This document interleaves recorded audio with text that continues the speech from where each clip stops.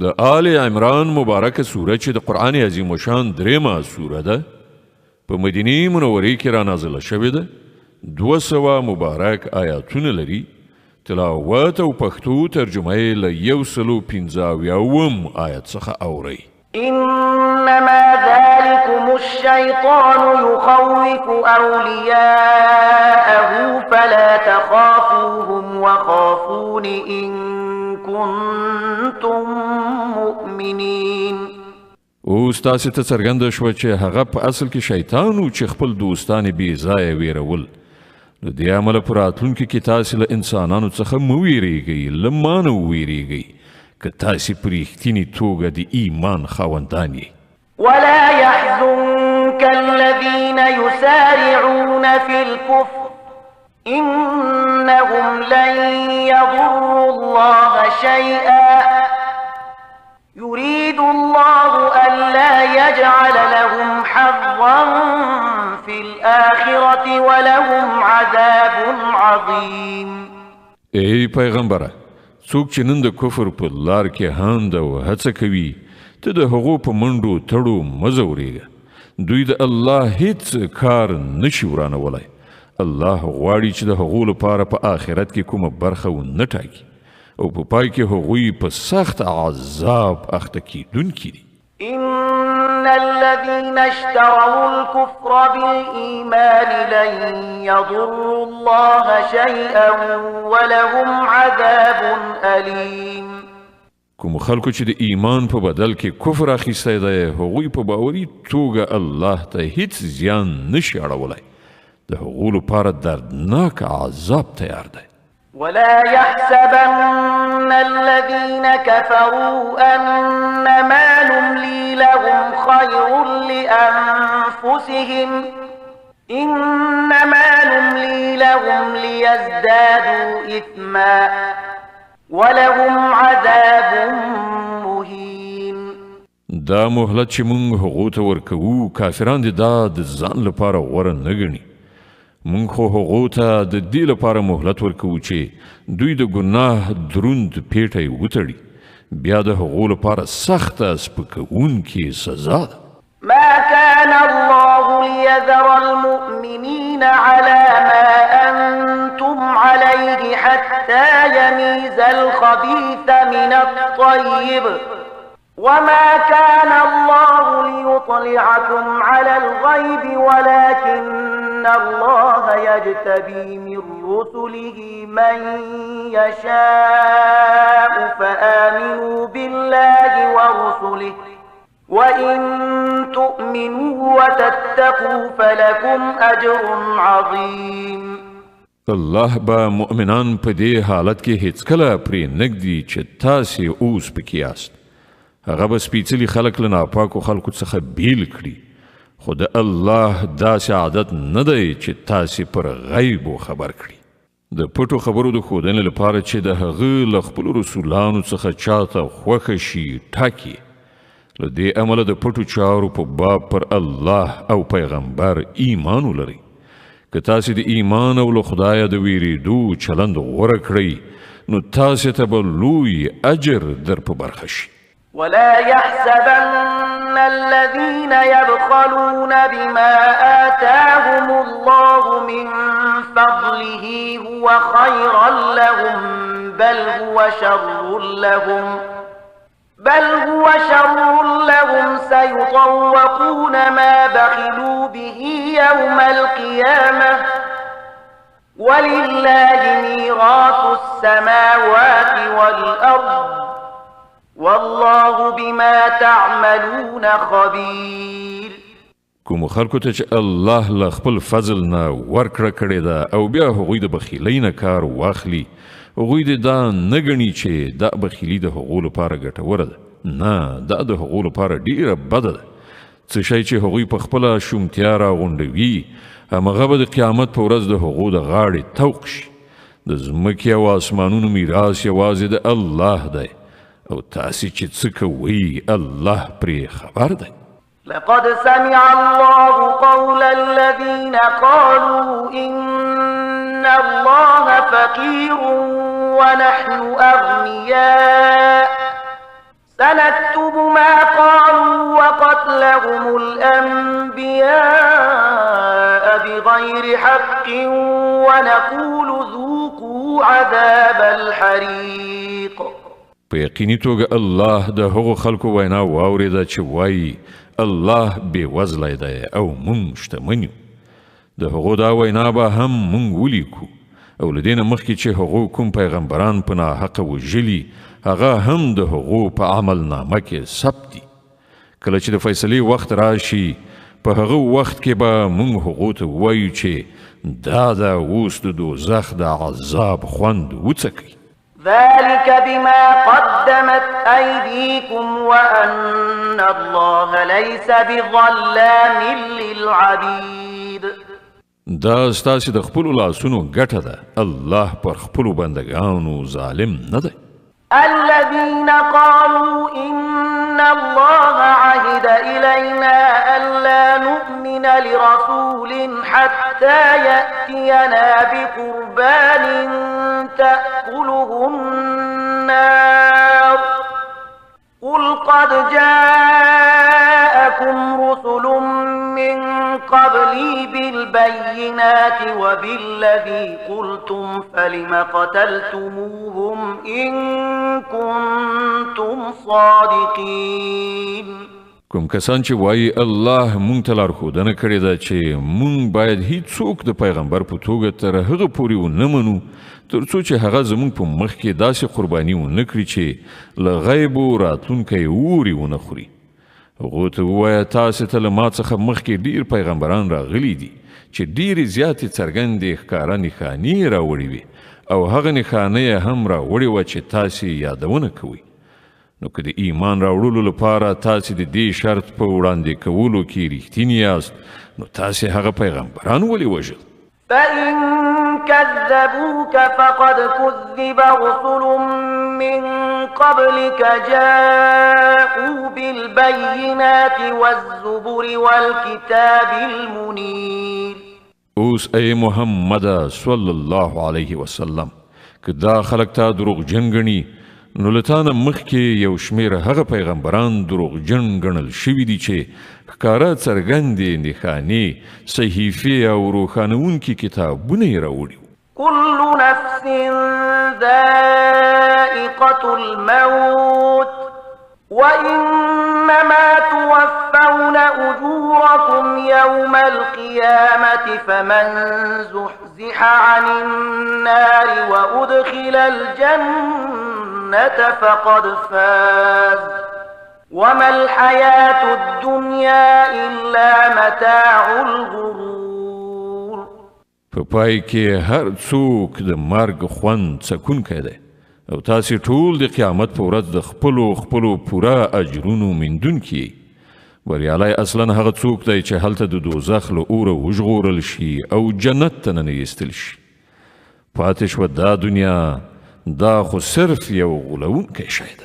لتبلون في أموالكم وأنفسكم ولتسمعن من الذين أوتوا الكتاب من قبلكم ومن الذين أشركوا ولتسمعن من الذين أوتوا الكتاب من قبلكم ومن الذين أشركوا أذى كثيرا وإن تصبروا وتتقوا فإن ذلك من عزم الأمور.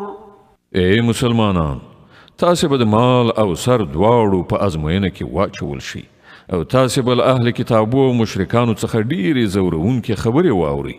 که تاسې په دې ټولو حالاتو کې د زغم او له خدایه ویرې په چلند ثابت اوسئ نو دا د سترې حوصلې کار دی. وإذ أخذ الله ميثاق الذين أوتوا الكتاب لتبيننه للناس ولا تكتمونه فنبذوه وراء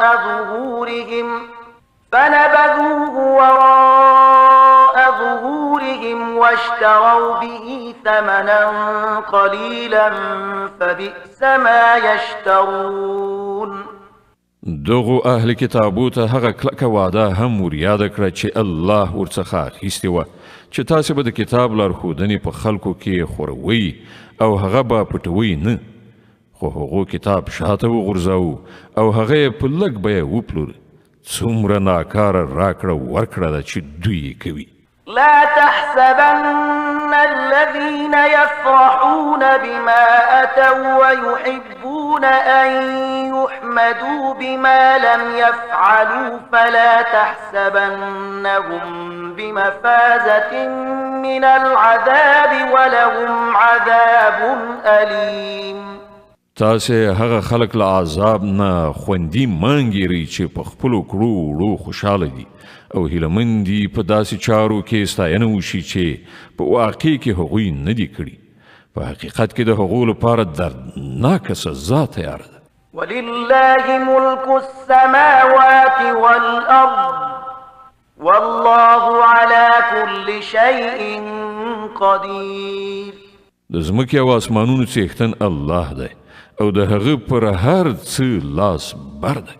إن في خلق السماوات والأرض واختلاف الليل والنهار لآيات لأولي الألباب الذين يذكرون الله قياما وقعودا وعلى جنوبهم ويتفكرون في خلق السماوات والأرض ربنا ما خلقت هذا باطلا سبحانك فقنا عذاب النار.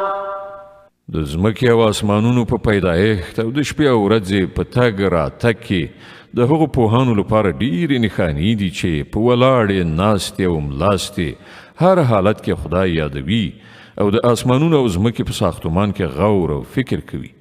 هغوی په غیر ارادي توګه غږ کوي چې زموږ ربه دا ټول شیان تا عبث او بې مقصده نه دي هست کړي، ته له دې نه پاکې چې عبث کار وکړې.